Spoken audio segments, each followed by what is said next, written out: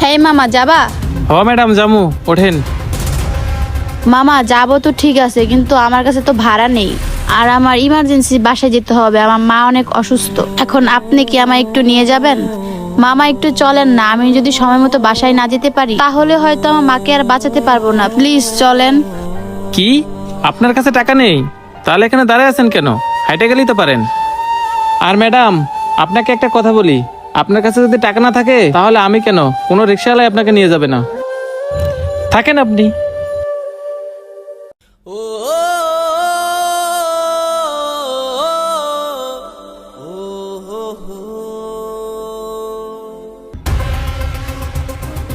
Madam কই যাবেন? ভাইয়া যাবো তো উত্তরা 7 নম্বর সেক্টর, কিন্তু আমার কাছে তো ভাড়ার টাকা নেই। কি যে বলেন ম্যাডাম, আমরা তো টাকার জন্যই সারাদিন রিক্সা চালাই। এখন যদি আপনি ভাড়া টাকা না দেন তাহলে আমি আপনাকে কিভাবে নিয়ে যাই বলেন? আসলে ভাইয়া আমি হোস্টেল